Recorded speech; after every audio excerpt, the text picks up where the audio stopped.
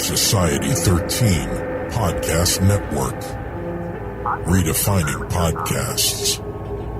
Society-13.com. I like to listen.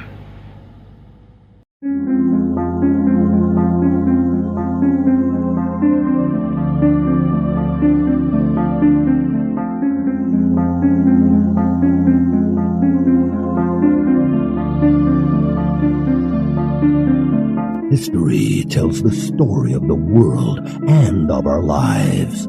Sometimes that history goes bump in the night.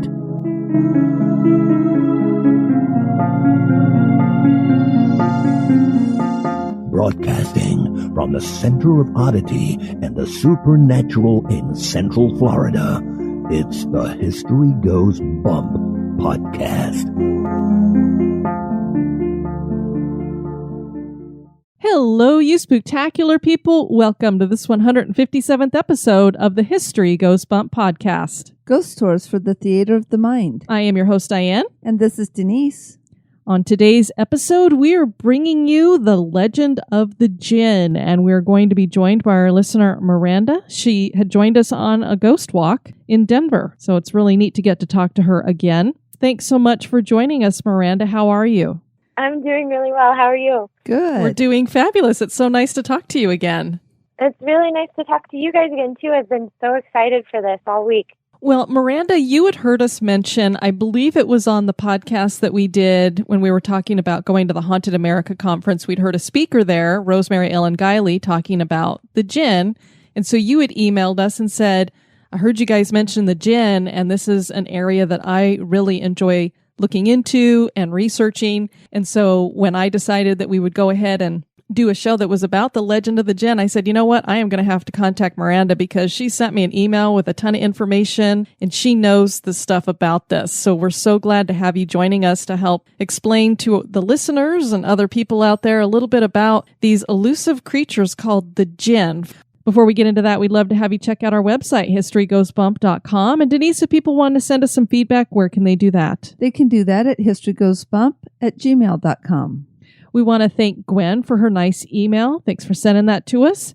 And over at Instagram, we want to thank Melody and DJ Jenny for your comments that you shot over to us. We greatly appreciate those. We had a great virtual meetup this afternoon before we recorded this episode, Denise. We talked to everybody for about an hour and a half and taught them some hula, talked about Halloween traditions and candy, and it was a great time. So we want to thank everybody who showed up to hang out with us. Absolutely. And because of that meetup, I also found some really great costumes and outfits for Tiana.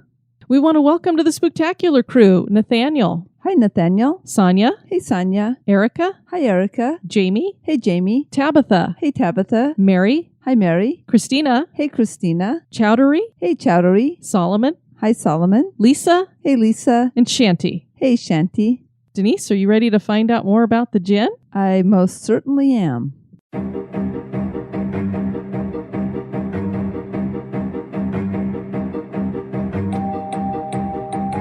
Become an executive producer of the History Goes Bump podcast for as little as $1 a month. For $5 a month, you can access exclusive content like the Haunted True Crime Bonus Cast. And for $10 and above a month, you get all that plus awesome History Goes Bump gear. Check out patreon.com/historygoesbump for more information. Or you can give us a one-time donation by clicking the donate button at historygoesbump.com.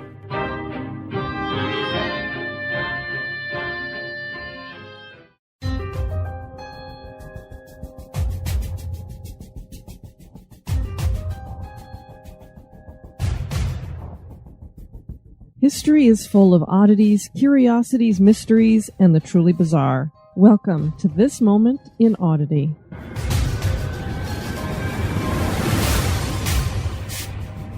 In our not-too-distant past, there were rumors of mermaids in the Azores region of Portugal, where the city of Ponta Delgada is situated. The year was 1930, and people were flocking to a seaside resort run by Papa Bernardus. For many years, he had been the proprietor of Hotel Bernardus that he ran with his wife and a couple of other workers. The hotel had just been expanded to accommodate all the guests and renamed Hotel das Belhas Soranas Plaza, which translated means the Beautiful Mermaids Plaza Hotel. 2 mermaids seemed to be living in the waters near the resort. They liked to sun themselves on the Mermaid rocks in the distance. They mostly appeared at night, and Papa Bernardus had ordered 2 powerful searchlights to attach to the hotel to help guests spot the creatures. And they did spot them. Money was rolling in, and Papa Bernardus was a huge success thanks to the mermaids. That was until the new police commissioner in Ponta Delgada decided to investigate the reports of mermaids. He and a couple of lieutenants jumped into a motorboat and headed out to the Mermaid Rocks. When the mermaids heard the boat, they jumped into the water. The motorboat was faster and caught both the mermaids, revealing that the 2 creatures were simply Papa Bernardus' daughter and his maid, wearing tan-colored bathing suits and handmade tails that Papa's wife had sewn. The hoax was revealed. You see, Papa was walking home one evening after having too much wine, and he thought he saw a mermaid dive into the water. He kept staring out at the water, and his daughter came walking up to him, wondering what he was looking at. She was soaking wet because she had been swimming. That is when Papa came up with his idea. The fact that it fooled so many people for such a long while certainly is odd.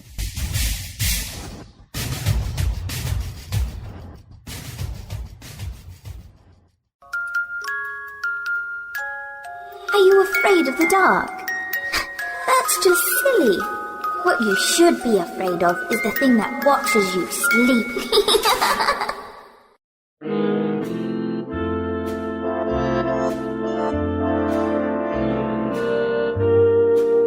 This day in history.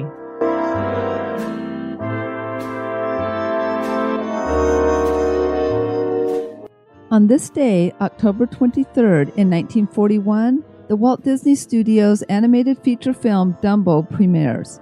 The Disney company had suffered losses with their film Fantasia, and it went back to basics to make the more simplistic film Dumbo. It was based on a children's book about an elephant with ears so large he can use them to fly.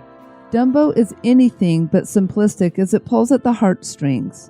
Dumbo's real name is Jumbo Jr., and he is delivered to his mother at the circus.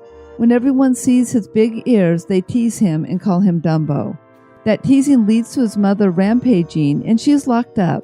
Dumbo's only friend in the world is a little mouse, Timothy, and eventually Timothy figures out Dumbo can fly. And with practice, they use this new trick in the circus. Dumbo becomes a big hit, and his mother is freed, and the two are given their own private circus car.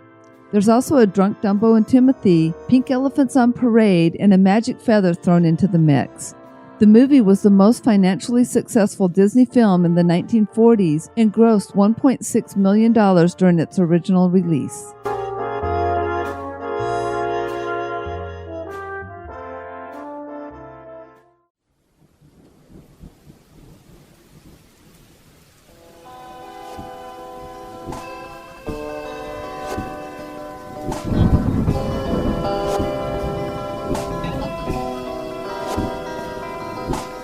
This is Chris. And this is Joe. From Curioso Podcast. It's the week of Halloween.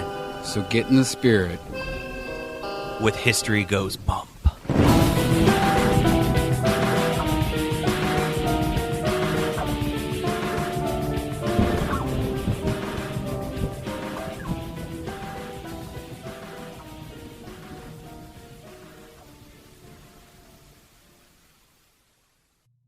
Many people's only experience with the creatures called Jinn are through stories about genies. We've been led to believe that these creatures live in lamps and can only be released by rubbing the outside of the lamp. Once released, the genie promises to fulfill 3 wishes of the person who has freed it. The actual legends about Jinn are something quite different. The Jinn can be very frightening entities and have abilities that make them dangerous. They have gained in popularity and moved out from Islamic lore into the pop culture. Join us and our listener Miranda as we explore the legends of the Jinn. For most of us, we grew up hearing about genies, which is another name for the Jinn. And so our idea was there's this creature that's inside of a lamp or a bottle. You rub it, they pop out, they give you 3 wishes, then they go away. And the Jinn are nothing like that. Not at all. Most people, like you said, are familiar with the word genie. I had learned that the word genie first appeared in an 18th century translation of the 1001 Arabian Nights. Sure. But no, Jinn are not really like what we know as genies at all. I have heard that Jinn are willing to perform favors, but it's nothing like where you rub a lamp and a spirit pops out and is willing to grant you 3 wishes. Nothing like that at all. Do you know what the origin of the Jinn is? Were they just always here, or did they come from something else? My main point of reference for the Jinn comes from the Quran, which is the religious text of Islam. But there is evidence that Jinn have been recognized and sometimes even worshipped before Islam was ever introduced to the region. There are inscriptions in the ancient city of Palmyra, and Palmyra is about 230 kilometers northeast of Damascus, which is in Syria. These inscriptions date back to the 4th century BC and include Aramaic words similar to Jinn. The words that they include Djinn, which means hidden, and Jinnaya, which was considered to be a certain classification of deities at the time. The concept of Jinn has been around at least since the 4th century BC, but the Quran really talks the most about them, and the Quran was written in the 7th century AD. Wow, so that's fascinating to hear that the Jinn were long before Islam came onto the scene. Some tribes seem to claim a spirit or a Jinn as like their patron spirit for their tribe, but that wasn't common of everybody. It was just here and there. Okay, so now do some people consider the Jinn good? Do some consider them bad, or they're just kind of in between? They're very much in between. So the Quran states that God created 3 main intelligent beings. He first created the angels, which are made of light. Second, he created the Jinn, and the Quran states that the Jinn are made of a smokeless flame. Some people interpret that these days to mean plasma, which I think is interesting. Very interesting. And third, God created humans, and we are made of clay or earth. It's said that God created both Jinn and humans to love and worship him, and that we were both given free will. So to answer your question, Jinn can be whatever they want to be. They have their own agendas. They have the freedom to do what they want. I do believe some are malicious, but over the past few weeks, I've heard stories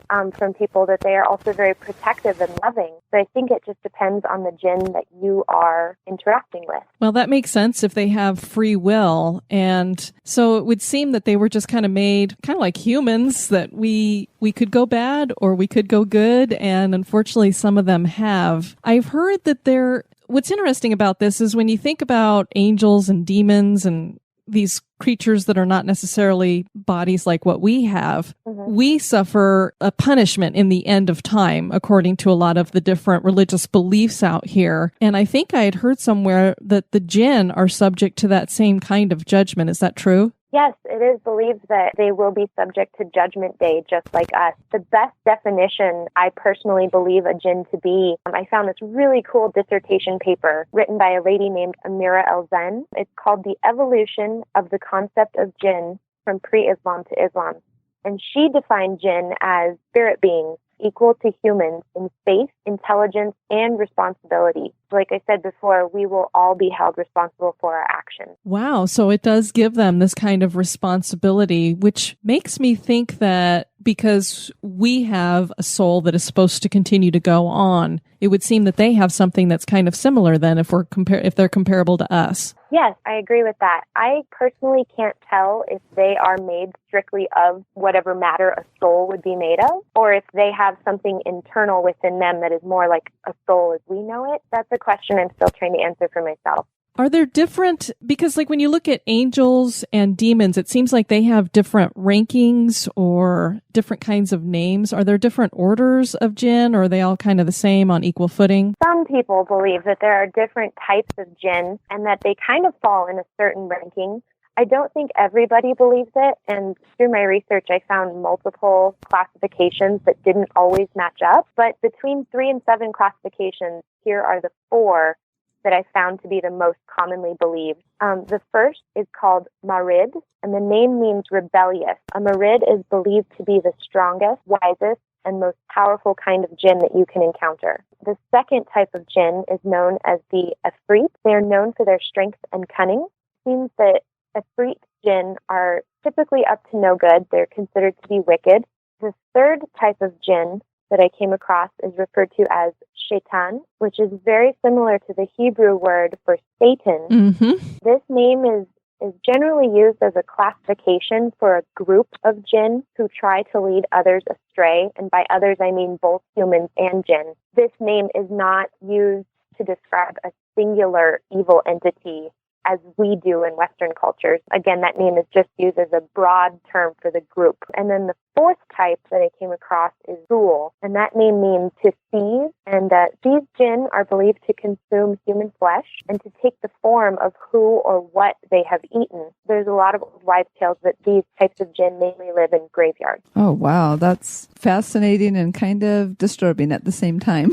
What's really interesting is we've grown up hearing the term ghoul, and it's used pretty liberally, especially when it comes to the Halloween time. We've just always thought of it as a spooky type of creature, maybe another word for a ghost. But it was only recently that I started hearing that it really is something that is Arabic in nature, and I had never known that. And so it's very interesting to hear you saying that this is actually one of the orders that they consider to be a type of jinn. Mm-hmm. It is very interesting. And I think when I had first emailed you my letter a few months ago, I had mentioned that I was always taught that jinn seek human bodies to learn how to imitate them, to learn to mimic them. And so when I read this about ghoul, it really kind of nailed down those beliefs for me, that this is a common belief, that jinn really do this.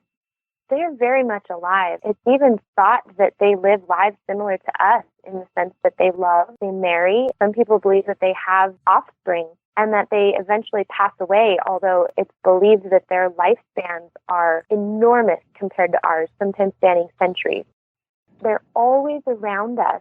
They're just behind the veil, and it seems as though they can cross that barrier whenever they want to, although I don't believe that all of us humans are capable of experiencing them. I don't think I'd want to. No, my personal experiences have taught me that some jinn are very aggressive in trying to prove their existence to us, and that makes me very, very wary of them for that reason. It's fascinating to hear that these are creatures that can be killed. And one of the ways that I'd heard that you could kill them is because, I don't know if all of them do this, and maybe you know from your research, but they can shapeshift so that they can either become an animal or appear to look like a human, and then if they're in that form, that's when they're vulnerable. They are classic shapeshifters. I think it's what they love to do best. As far as being able to kill them, I think it's possible. When I was reading about jinn possessions, it did say that sometimes a jinn will possess a human being in order to take revenge on that human being for possibly hurting or killing of that jinn's family. I think it is possible to hurt them and kill them. As far as how to do that, I don't know. I didn't come across anything like that in my research. Yeah, it doesn't seem like they have the silver bullet that gets the werewolf or the stake in the heart for the vampire. So it does make you wonder. It doesn't have anything specific about, cut off their head and then you've got them. I've heard that when they shapeshift, sometimes they can hold on to pieces of that shapeshift, like the teeth, tails, horns. I've heard that too. My personal experiences have shown me that shapeshifting can sometimes depend on the ability of that individual jinn. So some jinn who might be older, who might be more experienced, might be able to shapeshift very well and might be able to fully inhabit the form that they're trying to show you, whereas some of the younger, less experienced jinn might be kind of clumsy about it. They might come out looking a little deformed, and they might sometimes hold on to pieces of a past shape that they took. See, Denise, I knew those hairless dogs were jinn. Those scary looking little like Mexican hairless and stuff. Ew. Now with the jinn, is there any power that humans have over to say, get away from me, or do they just kind of exercise their own will? Well, again, it depends on the individual jinn.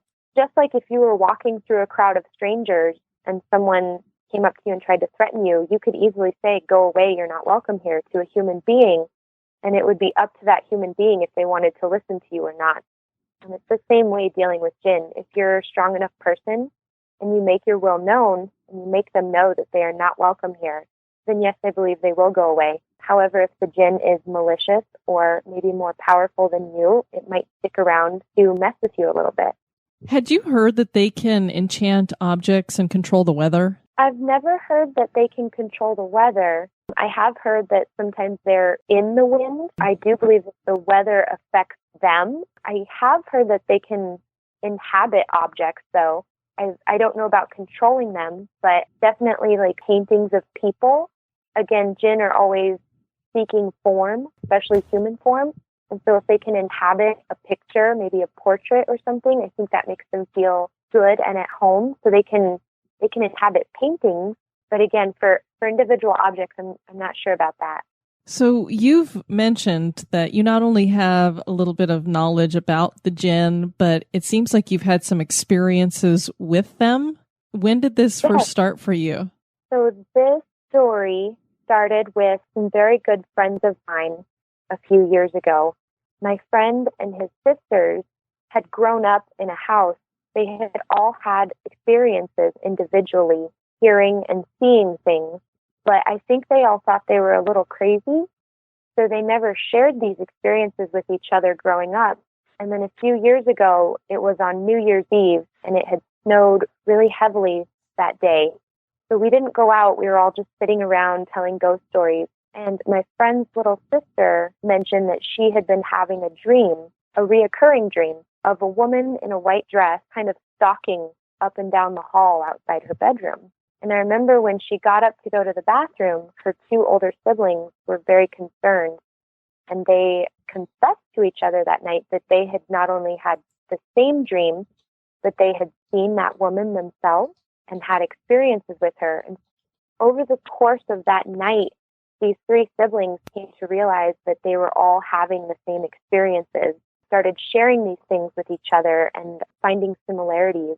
In the process, I was there to hear their stories, and then his oldest sister's girlfriend was also there to hear their stories. And at the end of the night, his oldest sister's girlfriend confessed to us that, she didn't grow up in that house, but that the time she had been over there, she had also seen these same spirits, and she was able to fill them in on more information about them. This girl ended up telling us that, she had been raised as a Muslim, and that both she and her father had been able to see spirits their whole lives. And so she ended up introducing all of us to the idea of Jinn, and that what we were seeing might be Jinn. Now, I was friends with this family for years, and so over the course of those years, we were all together, all sharing these experiences and witnessing them for each other. That New Year's Eve night was the first night I was introduced to this concept. And the night that immediately followed, I started having experiences of my own. Lucky you. Right. And I'm a giant chicken. I am not elegant in the face of danger. So when it comes to spooky things like this, I was a mess. I can imagine, because they sound terrifying. And the fact that multiple people are having this experience is what really makes it legitimate to me. Anytime I've had an experience that somebody else has had at the same time, I start to be more on the believing end of things, because it's like, well, we can't all have imagined the exact same thing. I agree. It was definitely shocking to me to be a witness to this family realizing that the things they thought were made up in their heads were becoming real, and that they'd all shared these experiences their entire lives. It was a revelation to all of them. Was this all in that one location, or did it happen in other locations to them? For the family, it was mainly in the house that they grew up in. Okay. For his oldest sister's girlfriend, she had had experiences her whole life in different parts of the world. This was an ongoing, all-around thing for her. So this almost seems like something that had attached itself to the family in general. I think so. There were multiple spirits living in that home. I don't think that all of those spirits were attached to the family themselves. I think that some of them were attached to the environment and the neighborhood. But there were a few spirits that each of these siblings could remember seeing their whole lives in different places throughout Colorado, as if that spirit had followed them there. Just kind of in your opinion, because like this haunting might have been possibly a Jinn. That's when you got introduced to that concept. But a lot of people also look at ghosts as like a lady in white. And sometimes that, because the Jinn were kind of created at the beginning and can take on different forms, where a lot of our ghosts, they talk about it being a person who was here that it's their spirit left behind. Do you have any ways of people being able to differentiate which is which, or do you just think they're one and the same? I don't think they're one and the same. I think that the Western concept of ghost can be defined as a human being who has passed away and now their soul is left to wander this earth for whatever reason, unfinished business, or maybe they were the victim of a horrible death. But I don't think that concept matches what I believe Jinn to be. I don't believe Jinn were ever human. I don't believe that they have passed away. I believe that they are very similar to human beings. They just have a different chemical makeup. You could say they're almost a different species living right alongside us. I don't think that term matches the Western concept of what a ghost is. I think we see a lot of shadow figures and a lot of women in white because that's a very basic form to take, and that maybe Jinn who choose to take that form are maybe on an intermediate level of learning how to shapeshift. Does that make sense? It does. And I was just starting to think the same thing myself when you were mentioning that it seemed like it was a lower level, and it seems the Jinn can be on different levels as well. And I also sometimes wonder if they like to impersonate human beings, because we don't understand what the afterlife is and how ghosts are and where the soul is, and is it a different dimension? Is it a, different frequency? We don't know quite what's going on there. It makes you wonder if the human soul somehow enters the same dimension or frequency that the Jinn are typically on. Is there a way that if we talk about them being able to possess us when we're alive in a physical form, is there a way that they can somehow master that soul or take over that soul? And then when they're coming back and looking like this woman in white that maybe is this girl that was killed, like Resurrection Mary will say, have they taken over her soul and are looking like they're her, but it's actually the Jinn who's doing this?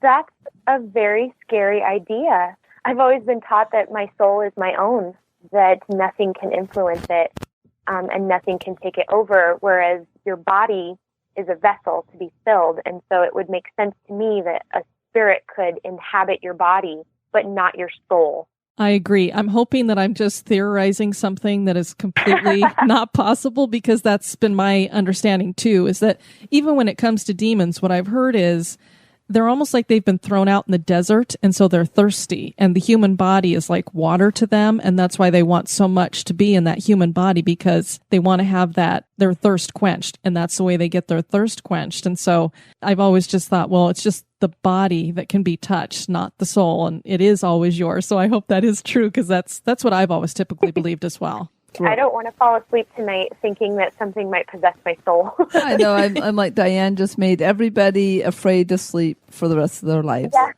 Happy Halloween, everyone. And, you actually brought up another interesting sub-subject of Jinn. A lot of people question if Jinn are the same thing as demons. There's a lot of questions around that. I've personally been told that Jinn fear demons just like we do, and that they will run from them and avoid them if they're ever encountered. The Quran actually tells the story of a Jinn named Iblis.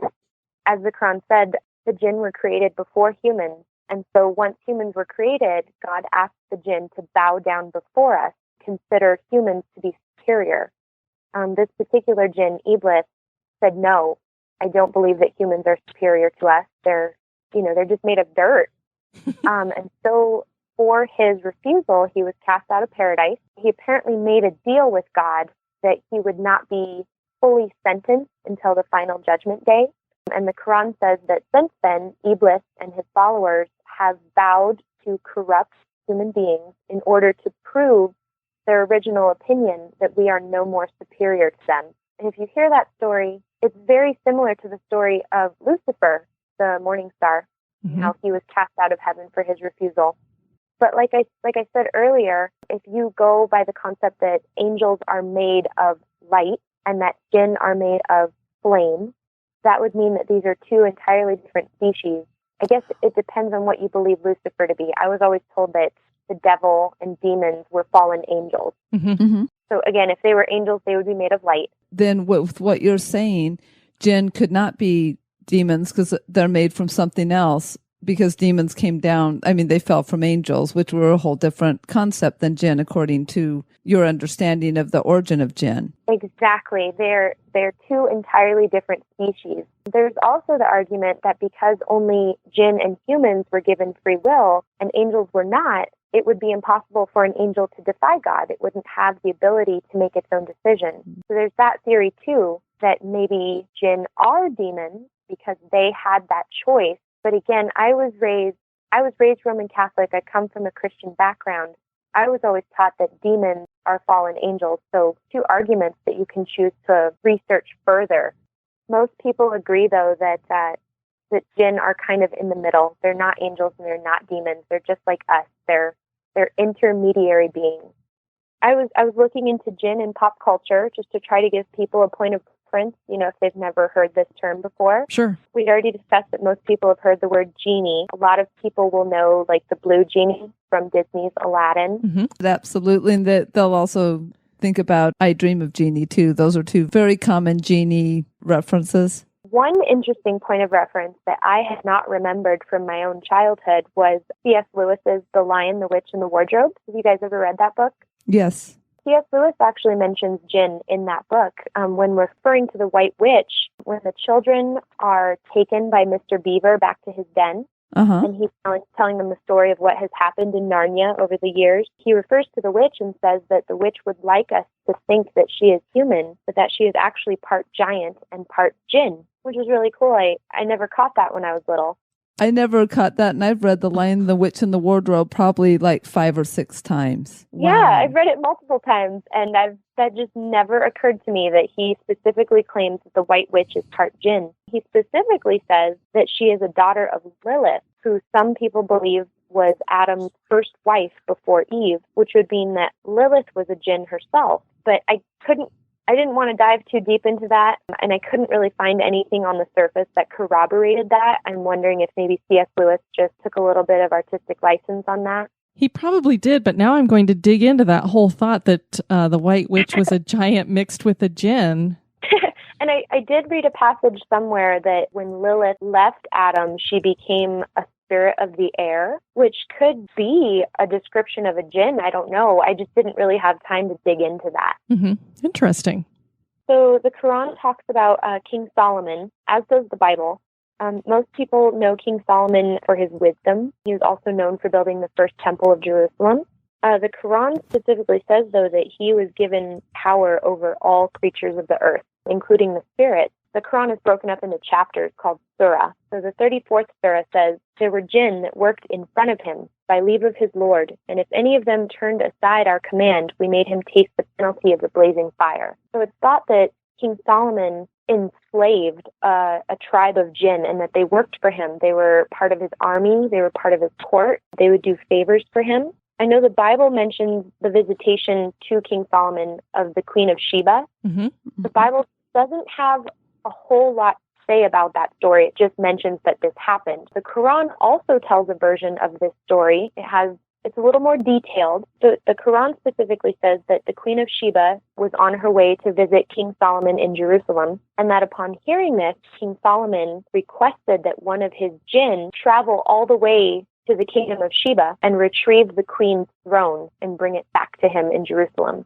And one of the jinn stood up and volunteered, and in a matter of seconds had brought the throne back to him. Now, Sheba is considered to be the old kingdom of Sheba, which once existed on the modern-day coast of the Red Sea near Ethiopia and Yemen. So it spanned the Red Sea. So that would be about over 1,000 miles away from Jerusalem. And this jinn is said to have traveled that far in a matter of seconds and brought an entire throne back with him, which is pretty impressive. That is impressive. Interesting. The Quran also tells the story that when King Solomon died, he died standing up. He was leaning on his staff. And so because of this, his body remained upright. Now, the tribe of jinn that belonged to him, they were his slaves. They had to work for him until he died. But because his body was still standing, none of the jinn noticed that King Solomon was dead, and so they just continued to work. And the Quran says that a little later, God sent a worm to start eating away at the bottom of the staff so that the body would fall over.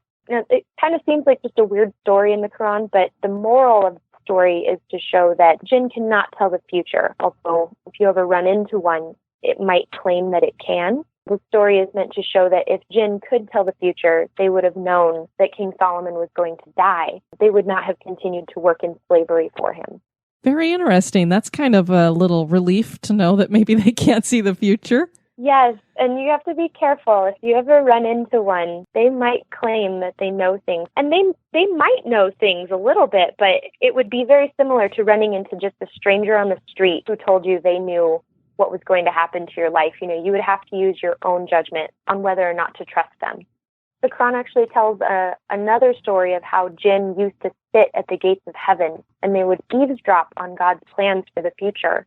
Once they were discovered, God chased them away. Specifically says he chased them away with brightly burning flames. And some people translate to me that to mean comets and meteors. So if you ever see a falling star, it's sometimes believed that that falling star is chasing a Jinn away from the gates of heaven. Oh, that's fun.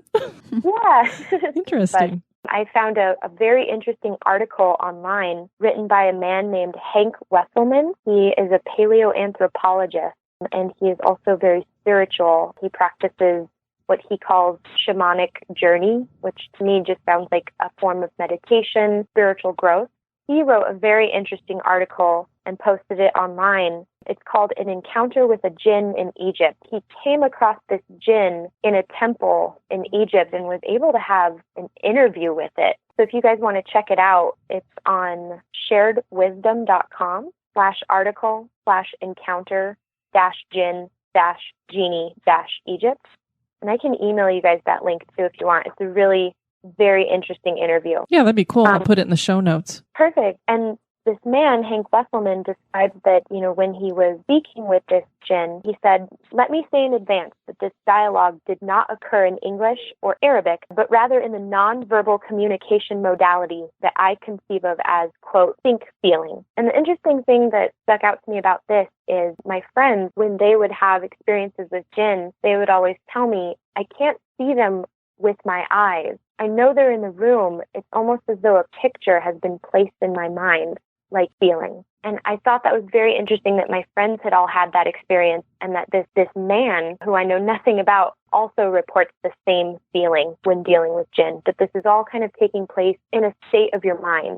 So as this man, Hank Wesselman, goes on to interview the Jinn, first of all, he starts by showing the Jinn respect. He asks the Jinn if there's anything it would like. And it says, in response, the Jinn's field brightened considerably as though a pulse of energy surged through its light, and hesitantly, almost shyly, an answer came. It wanted honey. Now, this is a funny story. I was able to interview a friend of mine. His name is Todd. He lives in Missouri. I had met him this summer, and he and I had been discussing Jinn, and it came out that he also believed in Jinn, and that he had had many personal experiences with them himself. And he told me a story that a few years ago, he was having a dream in the middle of the night. It was a dream that felt very real. Many people believe that Jinn can actually invade your dreams. They can be part of it, and then they can mold your dreams the way they want them to be. So it's not uncommon to hear of someone having an experience with the Jinn in a dream state. But my friend Todd was telling me that in his dream, the spirit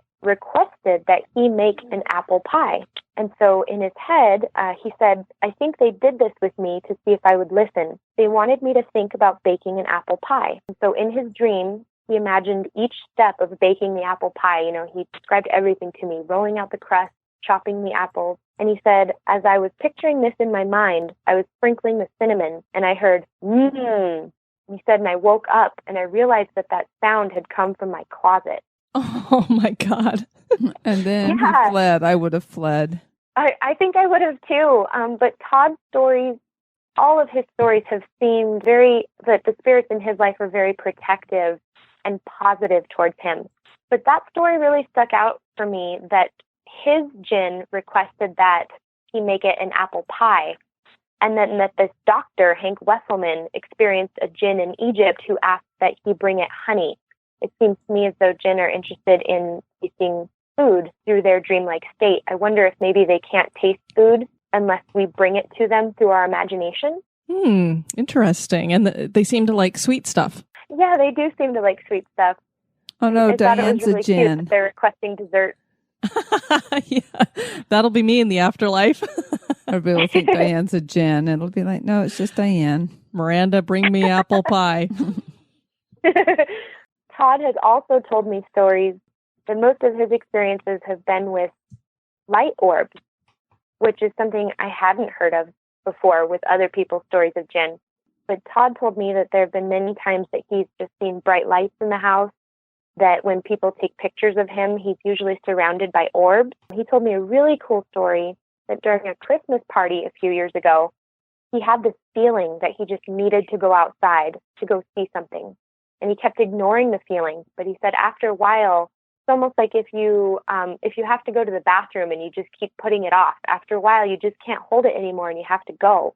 And so he said he just had this sense of urgency. So he walked out, opened his front door, and he said when he opened it, it was like a shower of light. He said there were bright crystal blue light orbs about the size of volleyballs raining down in front of his house. And he said, for a minute, I thought they might be giant shooting stars. But when I looked up at the sky, they were only falling from the roof line. And once they hit the ground, they would disappear. He said it only lasted for a few seconds.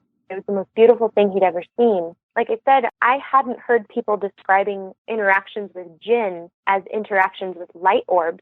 After reading this article by Hank Wesselman, after he interviewed the Jinn he encountered in Egypt, that Jinn had something to say on orbs that I thought was really interesting. Dr. Hank Wesselman asked the Jinn if it was a greater Jinn or a lesser Jinn, and this Jinn responded no to both.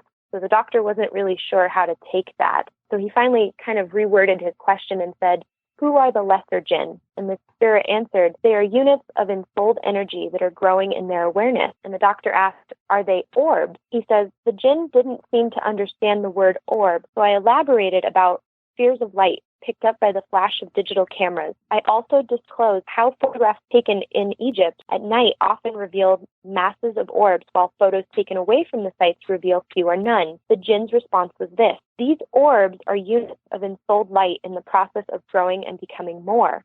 They approach you because they are curious about you. They are drawn toward human thought and emotion. The doctor asked, are they Jinn? And the spirit answered, they are Jinn in becoming. I just thought that was fascinating. That is, and now it makes us sit there and go, well, we can't just discount all these orbs as well. It's just weird. It's water, it's vapor, it's dust. That sometimes there might really be something going on there. And the fact that you're hearing this in regards to Jinn is really fascinating. Plus, the light show that you were talking about, I've never heard anything like that in my life. What an amazing story that is. But then when you were saying that sometimes a shooting star is thought to be a comet chasing down a Jinn, it just makes you go, wow, what was that light show supposed to be showing? Well, and another thing with the orbs is we've seen a couple examples of orbs that had like a face in them. Mm-hmm. So if these are Jinns becoming, then, and they're starting to do that shape shifting, they would be starting to take different human forms and put it in there. So that makes a lot of sense of where those orbs might get that face and stuff. I just got a chill up my spine. I know. I think that's why I love the theory of Jinn so much, is because it really seems to cover a lot of paranormal, ghostly subjects that I didn't have explanations for growing up. Exactly. It does. It does answer a lot of that stuff. And I think what the problem is Rosemary Ellen Guiley jumped all the way to the one side rather than saying, well, you know what? This plugs into this place. This plugs into that place. She just plugged it into everything. Well, and you should definitely check out this article. It's a very long interview that this doctor had with this Jinn. And this Jinn has a lot to say on what Rosemary herself said. Because I think you guys mentioned that she even attributed like aliens to Jinn. Yep. This article touches on that. It's actually kind of a frightening article when you read the whole thing. Okay. It challenges a lot of belief systems. Be prepared for that and take it with a grain of salt. Like I said before, if you encounter a spirit, it would be just like encountering a stranger on the street. You have to decide for yourself what to believe and what not to believe. As one can see, Barbara Eden's Genie in the Bottle is something quite different than the Jinn of lore. Do these creatures actually exist, or are these just legends passed down through religious tradition? Could Jinn really be affecting the world around us today? That is for you to decide. Well, I know I don't want to meet any Jinn, that's for sure. Yeah, I definitely do not. So no offense to Jinn, but I would rather let other people meet your acquaintance. On our next episode, we are going to be talking about something that was suggested to us by Molly Farquhar, and that is witches in America. We've already talked about the Salem witch trials, but there are other witches in America that we haven't discussed yet, and one of those is a witch that many, many, many of you have requested over the last 2 years, and we've put it on the back burner, but we're bringing it out for this one, and that is the Bell Witch, and we are going to be joined on that episode by a gentleman that I consider to be the expert on the Bell Witch, and that is Pat Fitzhugh. So we're looking forward to bringing that to you. Before we go, we do have a review from iTunes by JF95926. Ghostly good fun, 5 stars, love ghosts, love history, then you found your new favorite podcast. Well, thank you so much, JF, for that. We want to thank you all for tuning into this episode. I have been your host, Diane. This has been Denise. And this has been Miranda. You guys take care now. Bye-bye. This episode has been brought to you by our executive producers. We'd like to welcome new executive producer Nicole Reif and Rachel Sayachkowski. Hopefully you did that right. And we'd also like to thank Christina Riccone for your one-time donation. Have a spooky experience that occurred at an historic location? Want to give us feedback or have a suggestion for the show? Share it with us at historygoesbump@gmail.com.